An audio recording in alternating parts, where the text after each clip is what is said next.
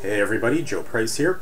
In this video, I'm going to be focusing on Plantera auto farming. This is going to be the first of several videos I'm going to put out that will detail how to effectively farm the various hard mode bosses.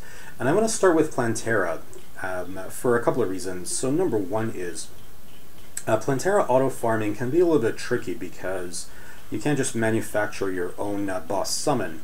You have to find Plantera bulbs, break them to summon Plantera. And number two, there's some things to consider when it comes to evading the Plantera arms, building an auto farm to minimize or maybe even eliminate all of the damage that Plantera could do to you. Once you get to the point where you have very powerful armor, very powerful minions, that won't be so much of a worry.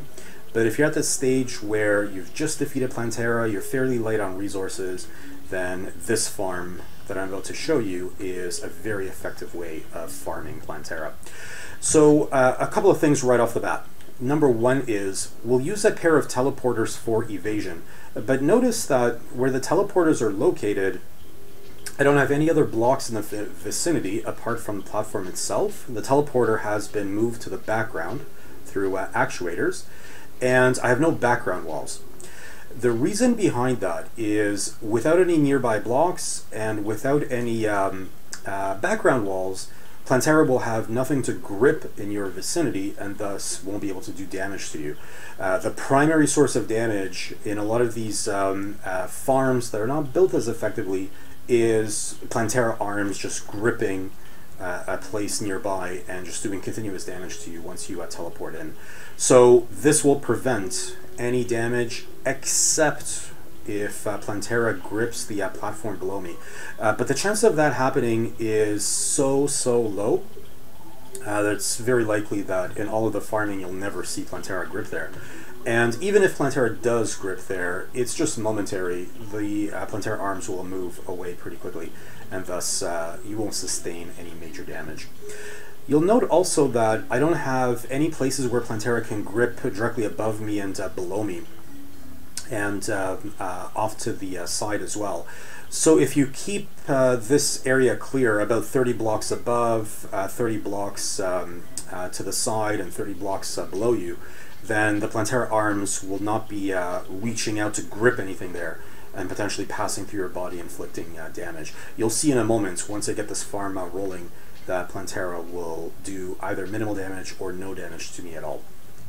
So the way that this is wired, it's very basic wiring. The two teleporters are connected through a green wire, and they're also connected to a 1 second timer. So once I flick either one of those switches on either side here, then I'll begin the teleportation process and I'll be teleporting every second.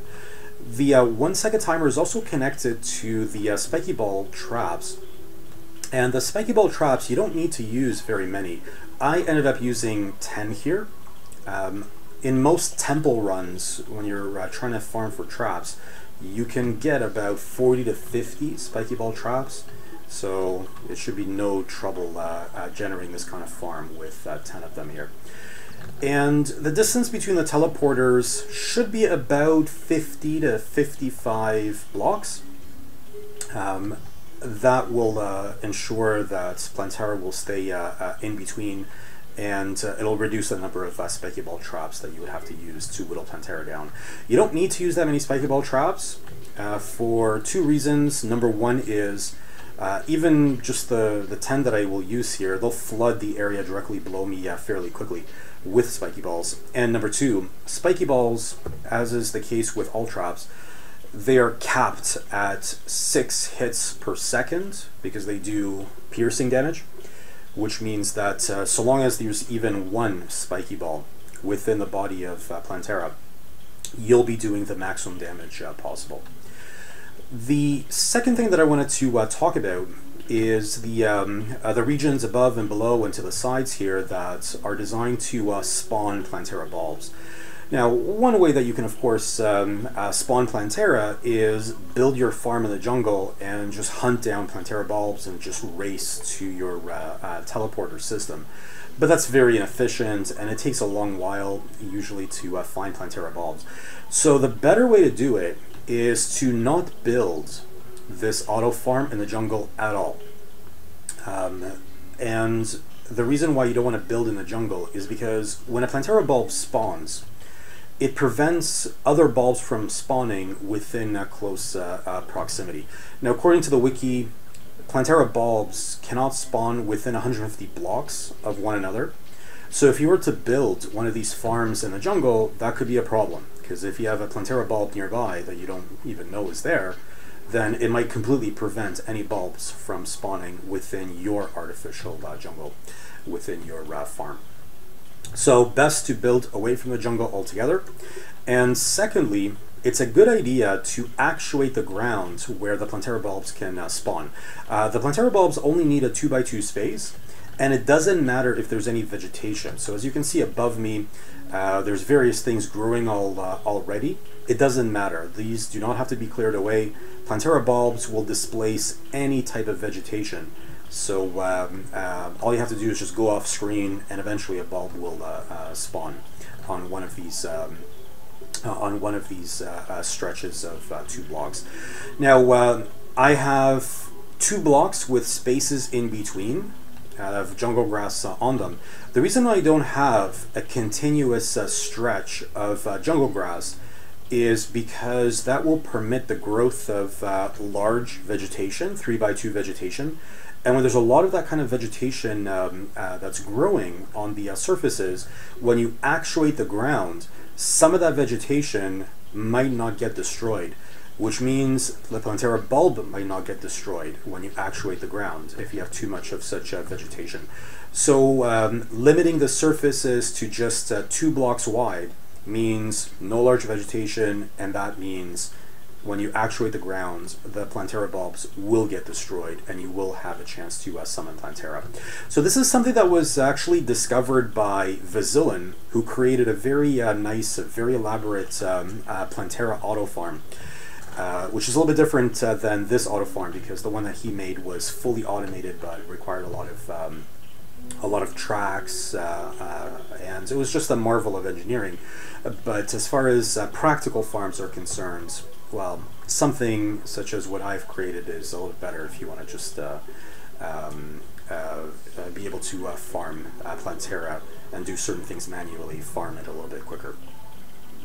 One other thing that I want to point out is that when a Plantera bulb breaks, you have to be within a certain number of blocks, otherwise Plantera will not be summoned. For instance, this bulb that's directly below me, if I pull the lever and I break that bulb, because the ground will actuate, then Plantera will summon.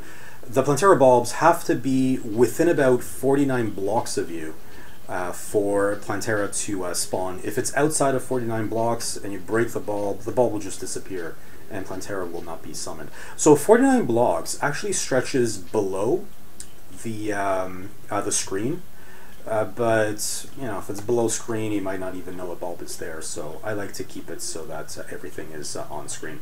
Yeah. So if I were to pull the lever here, if we just check the wiring, it'll actuate all of this ground, break that bulb, and summon Plantera. All right. So let's see this farm in action. So I'm gonna actuate this ground, break that bulb, and what I'm going to do initially is I'll just hang around in the middle and wait and see which direction Plantera is going to come from. If it comes from the left, then I'll just move to the rightmost teleporter. If it comes from the other side, I'll move to the opposite teleporter. And the reason behind that is I want to wait until Plantera is about midway in this kill chamber before I start teleporting and before the traps are turned on. Alright, so let's see this farm in action. Okay, so there we go. We might have to actuate, deactuate a couple of times for Plantera to be spawned. Alright, so Plantera has awoken. Now we wait. It's coming from the right. So I'll just move myself to the left here and wait until Plantera reaches the middle of the kill chamber. Alright, so there we go. Now this is fully AFK. the spiky balls will start accumulating, and if you watch the Plantera arms, you'll notice that they'll have nothing to grip within my vicinity.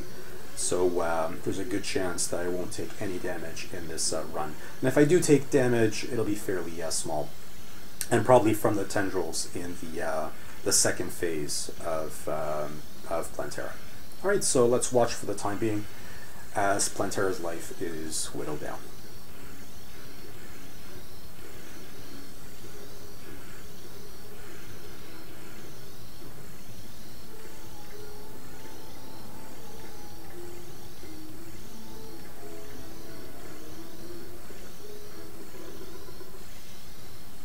As you can see, Plantera is pretty much stuck in the middle here, and this is why you don't need that much of a distance between the two teleporters. And this is provided that you don't give Plantera anything to grip above, below you, or to your side, which might cause Plantera to actually move closer to your location.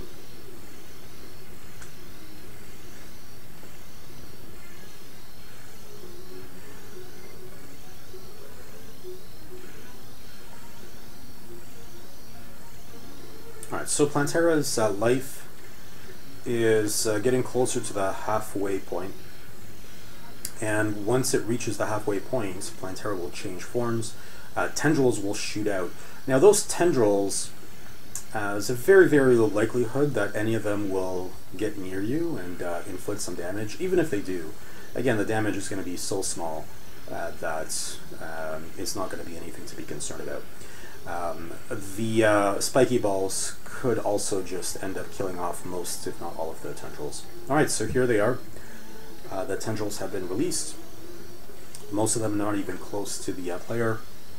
And again, there's a good chance we won't take any damage in this run.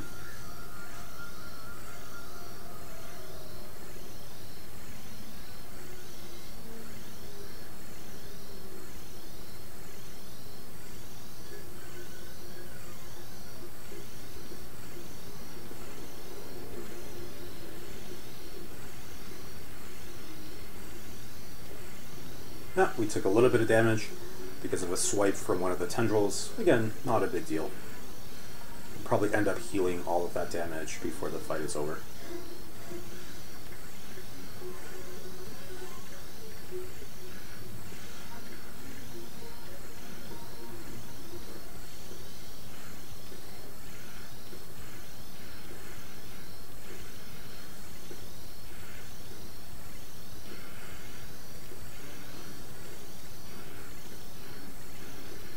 Almost dead.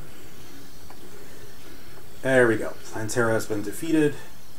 And I'll just pull the switch again to shut off the 1 second timer and just wait until the spiky balls disappear before collecting our loot. Alright, so there we go. Yeah, so very effective farm. You don't need anything. You don't need any equipment. You don't even have to wear any armor. And again, even if you get swiped a little bit by the tendrils, not a big deal. You'll survive without any trouble. Alright, so one last comment here. I have other places where the Plantera bulb can spawn. And again, I just have to make sure that I build it in such a way as to ensure that no bulbs will spawn more than 49 blocks away from one of these levers.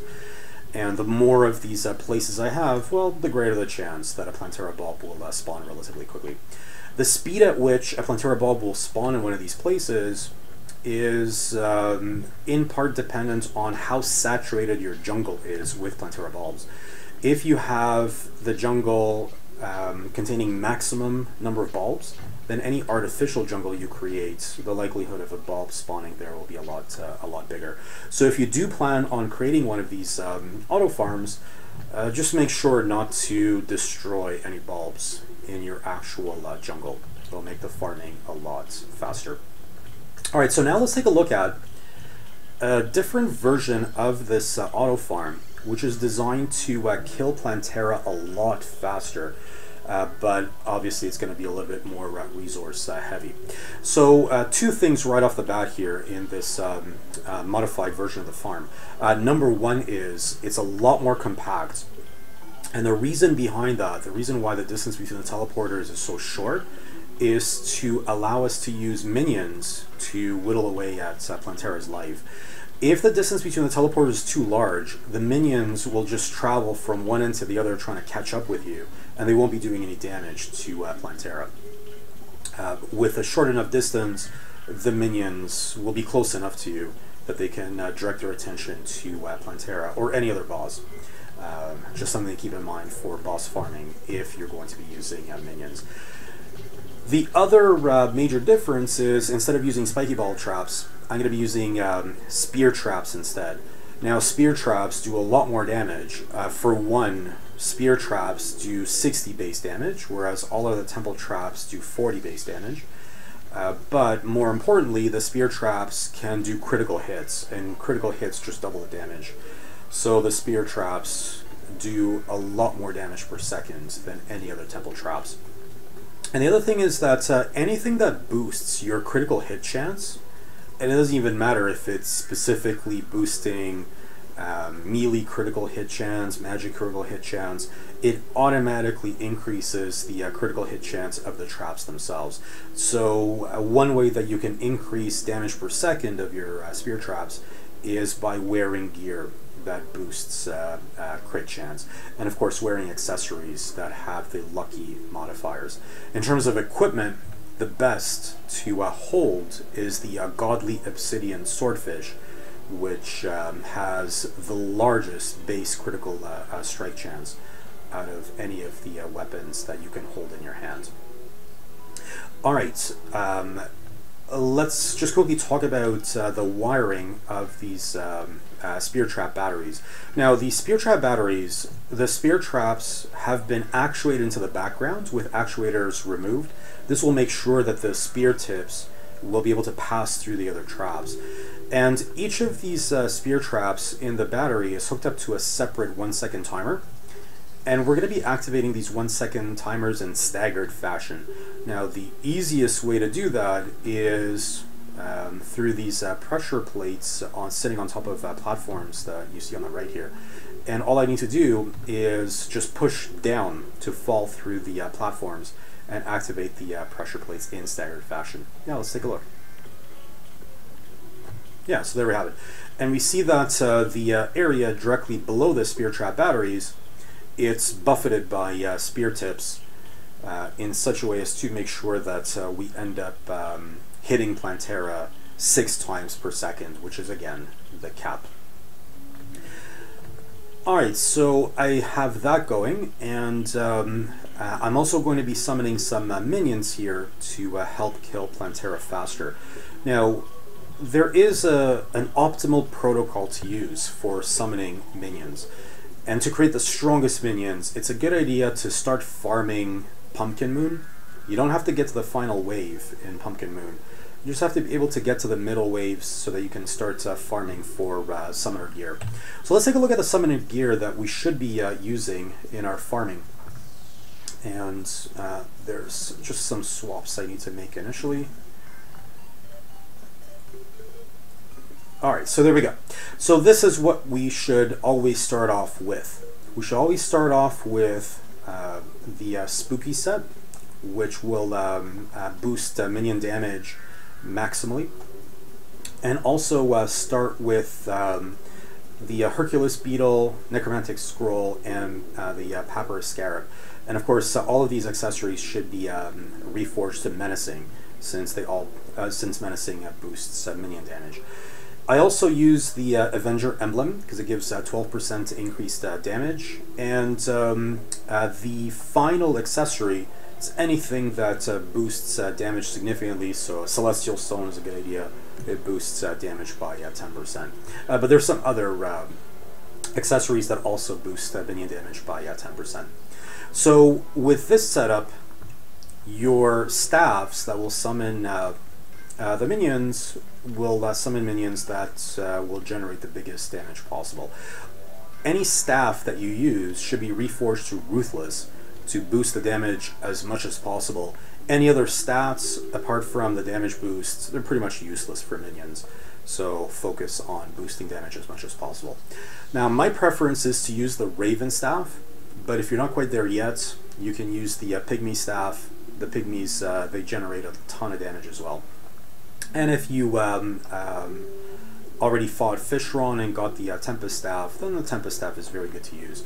Although the Raven Staff is, in some cases, slightly better than the Tempest Staff.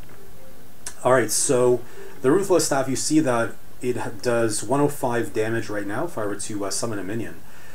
So I can boost this damage further by consuming a Wrath Potion and eating Pumpkin Pie to get the Well-Fed status. I won't do that here because that's going to be overkill, but that is a way of boosting damage further. The maximum damage that you can do without resorting to any glitches is 112 summon damage on the Raven Staff. 105 is definitely good enough. Alright, so with the gear I'm wearing right now, I can summon up to 6 Ravens, so I'll go ahead and do so. Alright, so the next thing I'm going to do is swap in a Pygmy Necklace for the Celestial Stone. That will allow me to summon an extra minion. The extra minion is going to be a little bit weaker. It only will do 101 damage, but hey, it's an extra minion. And lastly, I'll swap in the Tiki set for the Spooky set to allow me to summon one final minion. Now, this last minion that I summon is the weakest of them all. It only does 88 summon damage, but hey, it's yet another minion. You definitely want to maximize on the minions that you have. So one final thing that I can do here is I can swap in some lucky accessories. I definitely want to keep on the Pygmy Necklace and the Scroll and the Papyrus Scarab, so I have lucky versions in my inventory, and I'll just right-click on them to swap out the Menacing for the lucky versions. I also will swap in my Hoverboard and the Ankh Shield. I don't need the damage boosting accessories anymore. Once the minions are summoned, their damage is locked, and if you swap out gear that boosts damage, it's not going to have any effect on those minions. So right now I have all lucky accessories, which also means the Obsidian Swordfish that I'm going to hold in my hand will have 49% critical strike chance, and half the time these spear traps are going to be doing double damage. Alright, so I'm all set with my minions and my spear traps, so the only thing left is to summon Plantera. So once I actuate the ground here, I'll break the bulb, summon Plantera, and once again I'll move to the side opposite to the direction that Plantera is coming, and once Plantera reaches about the midway point in my kill chamber here, then I'll start the teleportation process. Alright, so let's give it a go.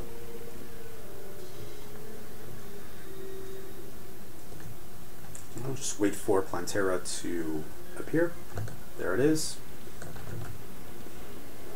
Alright, so once it reaches halfway in the kill chamber, I'll switch on the teleportation. The 1 second timer will cause me to teleport every second. And as you can see, Plantera is taking massive damage here from both the spear traps and from the ravens. The ravens pass through Plantera, but they don't actually do piercing damage. So the spear traps and the ravens, they don't interfere with each other as far as damage dealing is concerned. And as you saw there, that was super fast. So even though I took a little bit of damage from the Plantera tendrils, doesn't matter.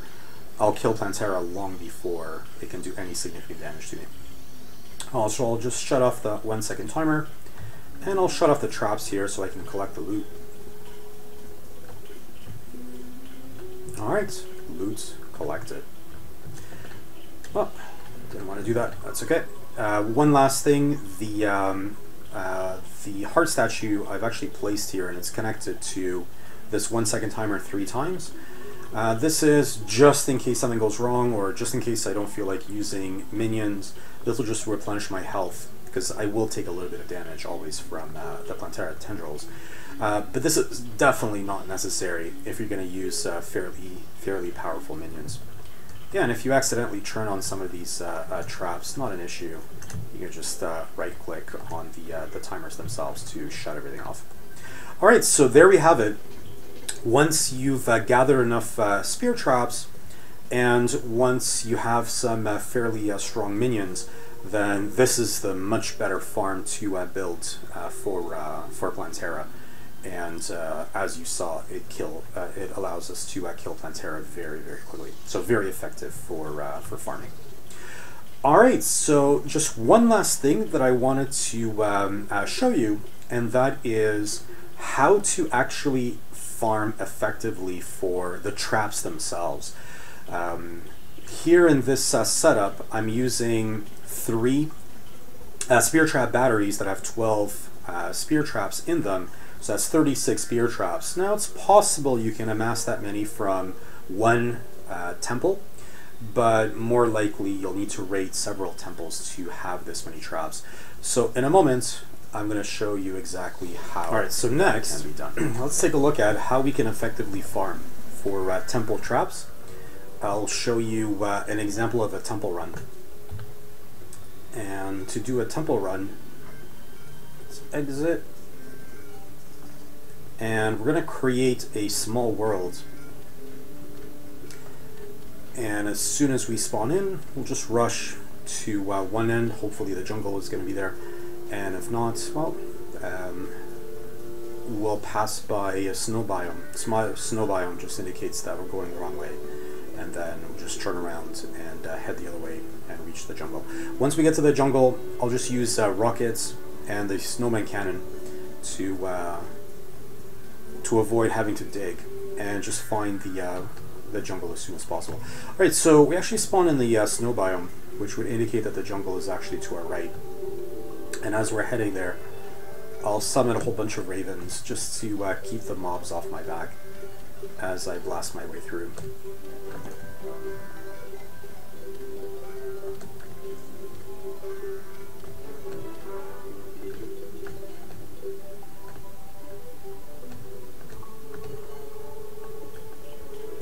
There we go.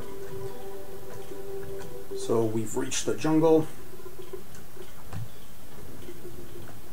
And start blasting our way through.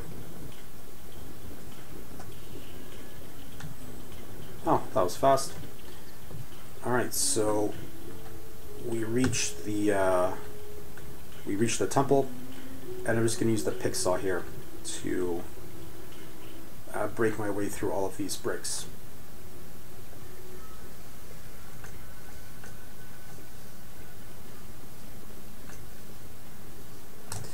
Yeah, there we go.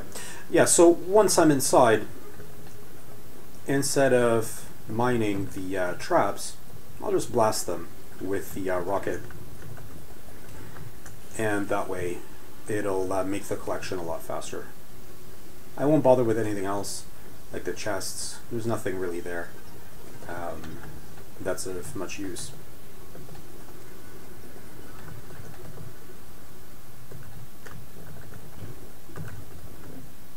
Traps here.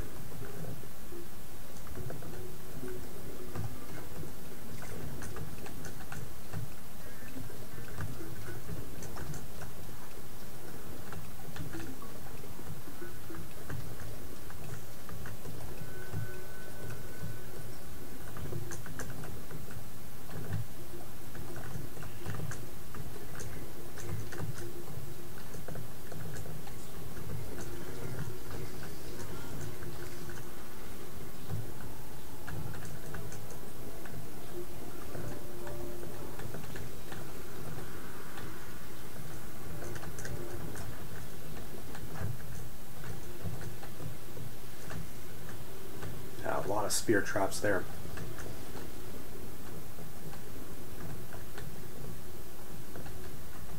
As I said before, each of these temples you'll be able to farm up a ton of spiky ball traps, but it's the rare traps that we're after here mainly.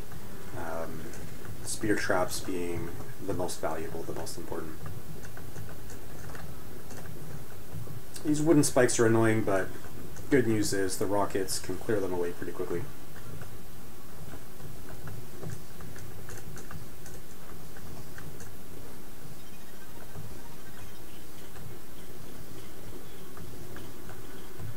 Huh. Looks like we got a glitched temple. No worries. There we go.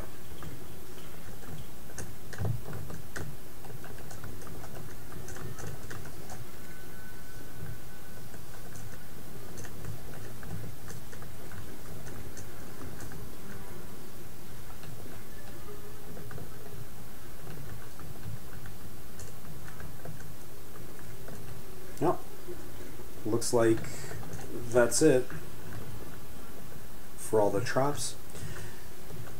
Collect this as well.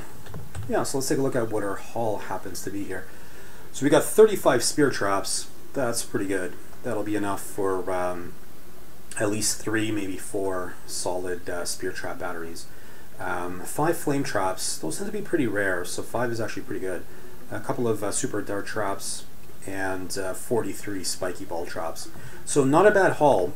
We got a bit of lucky here. We found the temple relatively quickly, but even if it's not found right away, it usually doesn't take very long to find it. And within about 5, maybe 10 minutes, we can raid the entire temple, collect all of the traps, and this way, you know, if we end up farming for an hour or two, it's possible to collect hundreds, if not 1,000 plus spear traps, and have more than enough to power quite a number of farms.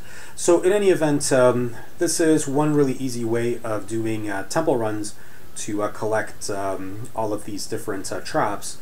And yeah, it's a good idea to wait until you get the snowman cannon plus the rocket 4s.